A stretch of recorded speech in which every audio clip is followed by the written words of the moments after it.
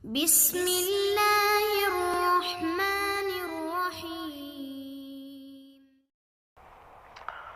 Selanjutnya seorang hamba Allah, akhwat 29 tahun di Jakarta, karyawan swasta. Assalamualaikum warahmatullahi wabarakatuh. Saya ingin bertanya, saya Islam dari lahir karena ibu.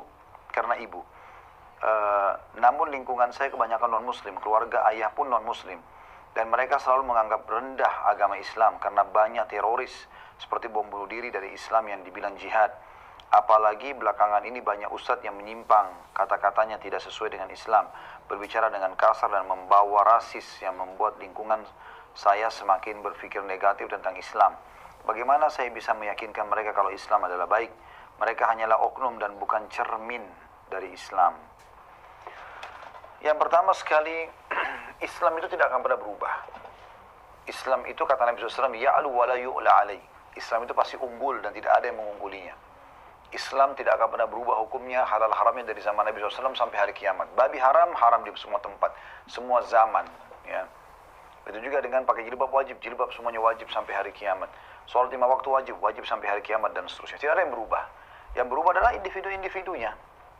Saya pernah punya pengalaman berdiskusi dengan satu orang Nasrani Katolik waktu itu di pesawat. Kebetulan saya bersebelahan sama dia dan waktu itu lagi, kan ini disebut masalah terorisme ya. Waktu itu pas baru kejadian 11 September. Ya, kasus kita sudah masyhur di Amerika, terjadi tabrakan pesawat di gedung kembar ya gitu.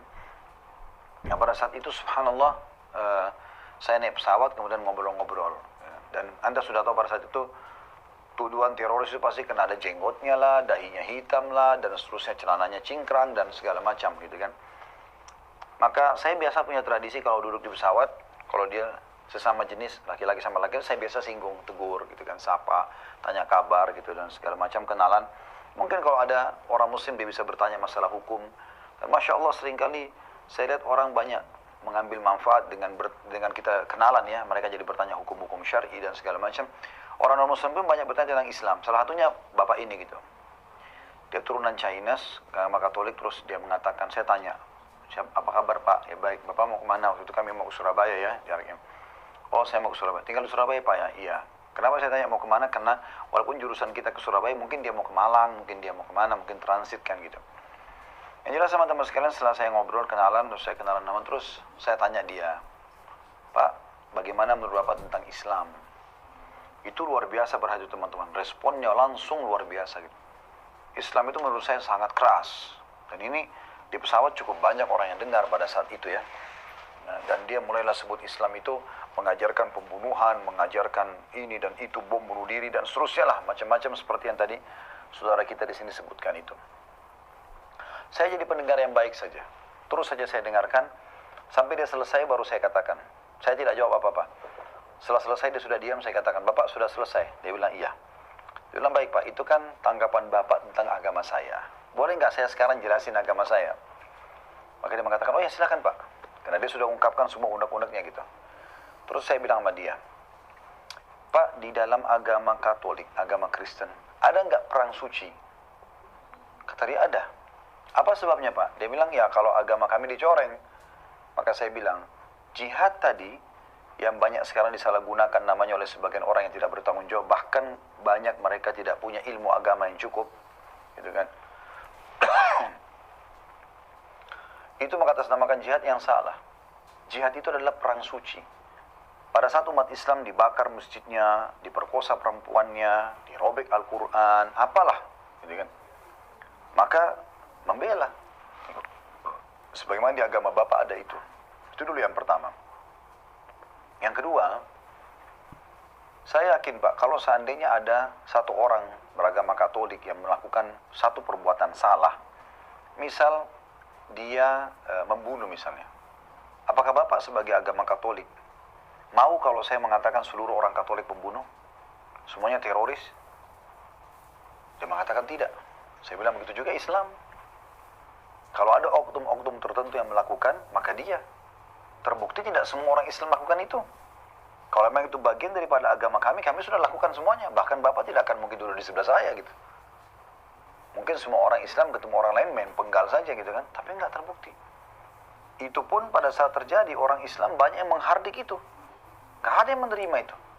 Baik ulamanya, baik pemerintahannya, baik masyarakat muslimnya, nggak ada yang terima tuh bom-bom. Di Indonesia kan kita cap mereka sebagai teroris. Apalagi mengatasnamakan jihad, nggak masuk akal. Bom dirinya mati, lalu dia katakan mati syahid, dari mana ini? Membuat kerusakan di wilayah muslim lagi, gitu kan? Di wilayah non muslim aja nggak boleh, apalagi di wilayah muslim. Terus saya bilang, dalam agama kami Pak, kami kalau mau berjihad pun bukan membabi buta. Nabi kami Muhammad SAW mengajarkan kepada kami, dan itu menjadi wasiat bagi setiap pemimpin perang kalau mau berperang sampai kapanpun waktunya, sampai hari kiamat. Dan kita nggak boleh bunuh perempuan.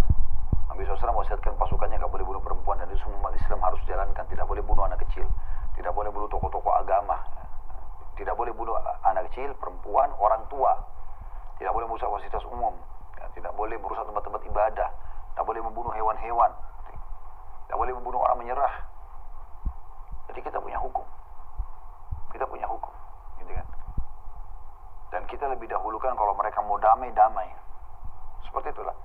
Dan teruslah saya menjelaskan tentang agama Islam itu hampir mungkin sekitar kalau saya tidak salah 10 sampai 20 menit mungkin ya, dia berbicara tentang keburukan Islam. Saya berbicara 40 menit lebih ya tentang Islam itu. Sampai pada saat mau turun dia salaman sama saya, dia mengatakan, terima kasih Pak informasinya, saya juga punya Quran terjemahan di rumah saya yang sedang saya pelajari. Semoga menjadi hidayahnya. Tugas kita sebagai kaum muslimin kita jelaskan, gitu kan? Kita jelaskan itu. Allahu a'lam. Jadi saran saya, tidak usah Anda ini sebenarnya ukhti yang dari Jakarta ini terpengaruh dengan sikap dan perbuatan sebagian orang muslim. Itu keliru. Itu mereka. Kita tidak akan seperti itu. Tidak akan seperti itu.